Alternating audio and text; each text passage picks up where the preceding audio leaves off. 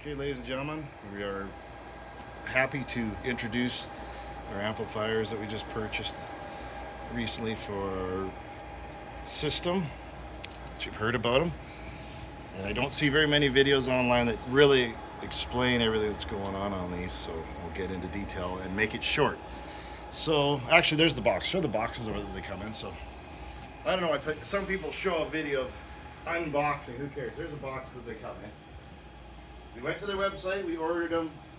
We were through WhatsApp. I was a little concerned to order them through there. We're not smoking either today. No smoking. So we ordered them off WhatsApp with a electronic transfer, and they approved our money, and then they sent 4 of them. So we have 2 digital ones and 2 analog ones. Let's go over the analog one that came in. He's already shown the front of everything here. It's 4 channels. And here is the specs on here. Let's go to the thing here. It's saying it'll do like 72. It's only the bottom one. Just so you can pause the video wherever you want. 7200 at 4 ohms, which is what we're going to do right now. And then if you look at the back here, it has 4 individual inputs, 4 individual speak-on outputs. You'll hear the fans running. They're on right now. They're kind of loud, but who cares? What else can we go over in here? The way we have our subwoofers over there hooked up is 1 plus minus is 1 sub, 2 plus minus is 1 sub, which we can't do on these. The 2s are dead, so we're going to have to reconfigure it in a rack, which we're going to build later on. All we've been playing with, we haven't even done anything with this one yet. We're just trying to see how much juice we get to subwoofers. Over there we've got our knockoff RCF double 21s, which we've been hammering these out just to see how much they take. The tops there are all the Yamahas that we've replaced with like JBL 2-inch or whatever, 2445s, and there's some Celestion 15s. And there's also a JBL slot tweeter in there, which we've been using for many, many years. And this is our old rack here. Most of these people don't care. We're going to still keep this stuff around, but we're trying to narrow it down to a little baby rack to run this stuff. So we could go back to what you're really wanting to know about. Analog amp, there's not much to explain about it. It's just in and out, 4 channels. You can bridge them, you can get them way up to like 14,000 watts into 2 channels. You'd have to do a crossover if you're going to do something like tops and everything out of this one, which you could put a DBX drive in. Now we're over to the digital one to explain. So everything's the same wattage, power, and all that good stuff. I don't even know how to run the damn menu on the front. That doesn't matter. We can explain how to operate these. I bet you're going to get a call right now. Yeah, we're going to get a phone call. Anyway, so it's similar, but there's no dip switches. 4 in, 4 out. Let's go over to what you're going to need to run these things. We had to talk to the guy through WhatsApp when we purchased him how to do this. There was some software links online. This is the one he said to use. Go to that site. All DSP, whatever/OEM.com. Then this is what it looks like. It's pretty neat. Hit your software button at the top. Pick the one that you're going to be using here. Apple or Mac. Not Apple or Mac. Windows or Mac. One or the other. We're going to use all PC because fuck Apple. Anyway. So if you come over to our, I should have said that, but anyway. Yeah, fuck that.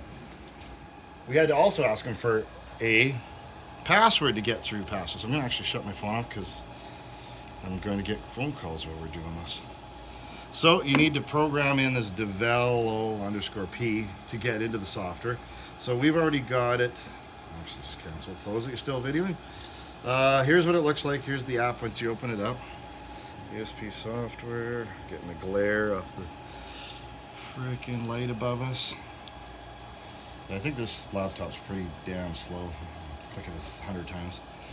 So once you've got your software and you can do a regular, not a crossover cable, you're going to need a switch of any sort. There's a cheap one. In and out to the front panel. Either plug in on the amplifier to communicate. This little bug will show up first, right? There's 2 of them because I double clicked it. So it says it's offline. We're just waiting for it to find and communicate. There's nothing. Online. See, it says online now. So it's seeing one app, which we can put multiple apps in there, which we're going to do later.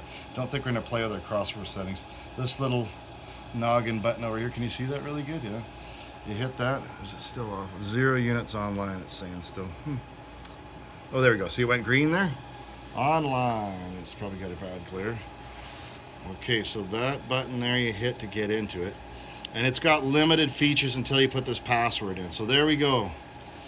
Right now we can play with how much, we can add all 4 signals into one source, which I don't think you really need to do. We're gonna just have one source into all outputs as a subwoofer amp. We're gonna run 1 pair of double 21s per channel and try it, and beat the piss out of it and see how well it does. Beat the piss out of the subs, beat the piss out of the amp at an event. So once you're into here, you can't really do a heck of a lot. Once you've got your settings, we can store what we want to call it, but you hit this hardware button and enter password, and that's where it asks for that. This guy here, develop. And I think we can just change it after we're in here one time. Oh, get out of there, put it in there, paste. Okay, we're in. Now you have full spectrum to play with. Now it's got some, probably like, what is it, 9 or 8 parametrics you can play with in here. Jumper down, let's see. Basically, I'm gonna play with this stuff. Main, that's the main of every channel, mixing into every out channel. Right now, so I've got crossover. Here's where we're having some fun. This is what we did already. This is not what you have to do or whatever. So each channel output, I've got it from 23 hertz, is the low end roll off. So look at all the crossover frequencies you can choose. We're going with Linkwitz Rye. It's a really hard cutoff at the bottom and a really hard cut at the top. See, if I start moving, you'll see these dips changing up here. But this is what we were playing with so far. So we've got as hard as we can, cutting out with 20 hertz. The bottom one is also a Linkwitz Rye 48 dB at, you can do a delay, where is it here? At 78 hertz. That's what we've been playing with. Each one you can do, but we're doing all channels the same. Outputs, look at this. As soon as you start hitting outputs, you've got, it's showing you what's going on. You've got a million different parametrics you can play with if you really want to make them sound the way, you know, the way you want to, flat, or whatever I'm trying to say. No, not flat response, but I mean just the curve you want to do. But we're gonna just do a crossover point and make the mixer and the whatever we've got coming in do the work. So this is going to be just the way it is. There's a limiter over here which we're going to set later on so we don't make the amplifier or the subs work hard. We've been pushing it pretty hard in the shop right now. There's a delay here which we're not going to play with quite yet on subwoofers because we're going to make these, all these digital amps just do subwoofers. So 8 subs and 1 per channel on 2 of these amps. We have more of the amps sitting back there and over there in the box. So I think we've covered everything we can go over in this, eh? Like, I mean, yes, we can show you a demo, but again, when we show demos of subwoofers on your phone, it doesn't give you the real repercussions. But so far, when we were playing it with 2 subs, so 2 channels on 2 subs, we haven't seen so much stuff falling off the walls ever, I think, hey? So it's hitting pretty good. I don't know, remember, if you look back in our videos, you'll see that these are not the real RCF subs. The cabinet's the same, but the drivers are not 18 center RCF brand or BNC, which those 3 are my favorite. I think those are the favorites of the world.